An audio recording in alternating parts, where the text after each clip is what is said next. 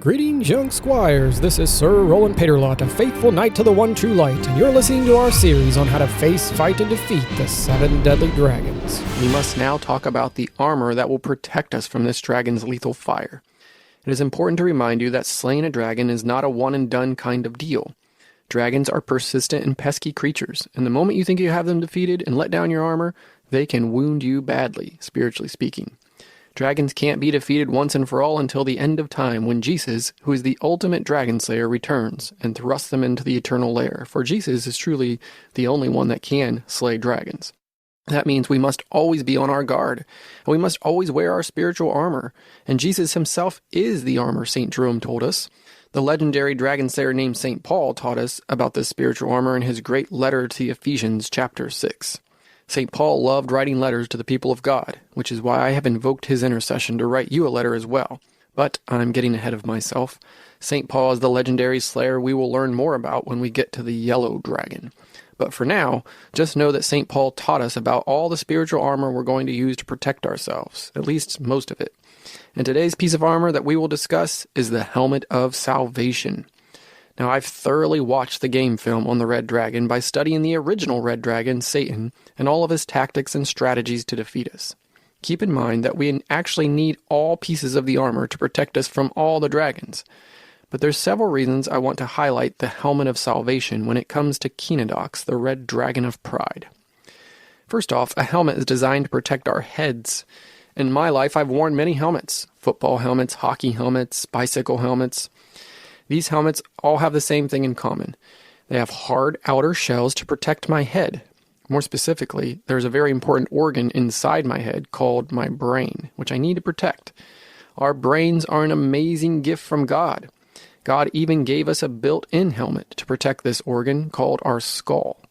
Try knocking on your head right now, and you will probably hear a loud thud, thud, thud. That's your skull. Take note. I never said try knocking on your brother's skull, and I know that is your first instinct, so stop doing that immediately. And when you do knock on your brother's skull, don't say that old joke that says, "Oh, it sounds empty in there." We've talked about this in our episode about humor. We want to take extra special care to protect our heads because the brain is the command center of our bodies, like the leader. Just like the color red when we talked about that. If a leader is good and pure, then all else flows in peace and harmony. But if we allow our brain to be damaged, the rest of our body is of little use. Our brain controls everything our body does. It enables us to think, learn, create, blink, breathe, and it even controls our heartbeat. A famous scientist once said, "The brain is the last and grandest biological frontier, the most complex thing we have yet discovered in our universe. It contains hundreds of billions of cells interlinked through trillions of connections." So your brain is actually faster and more powerful than a supercomputer. But most importantly, the brain is where we form our will and our intellect. It's where we learn to make choices. And with the free will that God gave us, remember that free will gives us the ability to choose good or evil. Pride comes from making poor choices. And we want to protect ourselves from the temptations of the Red Dragon, who tells us to choose to disobey God rather than obey him. We must learn to keep our minds focused on the things of heaven, not all the distractions of the Red Dragon. In Philippians chapter 4, we read this: "Whatever is true, whatever is noble, whatever is right, whatever is pure, whatever is lovely, whatever is admirable, if anything is excellent or praiseworthy, think about such things." That's really what this helmet of salvation is about. The helmet of salvation keeps us focused on the things of God, which helps us live humble lives and seek heaven. And that is the second reason the helmet of salvation is so important to protect us from the Red Dragon. Satan convinced Adam and Eve to eat the forbidden fruit because he convinced them that God didn't really love them, that God was holding something back and trying to keep them from being happy. He convinced them not to trust God. Well, the helmet of salvation reminds us that God saves. God saves us from all dragon wounds. God saves us from all our faults, failings, and defects. God forgives us and has mercy on us. God never abandons us. We don't have to grasp for our own happiness, and we can't save ourselves.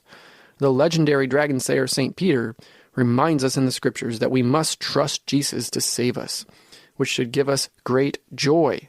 St. Peter said this: "Although you have not seen him, you love him. Even though you do not see him Now you yet believe in him. You rejoice with an indescribable and glorious joy as you attain the goal of your faith, which is the salvation of your souls. And so, young slayers, I challenge you to put on the helmet of salvation. Remember that God saves through his humble sacrifice on the cross. And remember that God loves you, and he would have died just for you, because you are his beloved son or daughter, and you are unique and precious in his eyes. So stay holy, young slayers, and until we meet again, I'll leave you under the protection of St. Michael the Great Archangel, St. Joseph the Terror of Dragons, and Mary, Queen of the Angels, Our Lady of Grace, and the woman whose seed crushed the head of the dragon.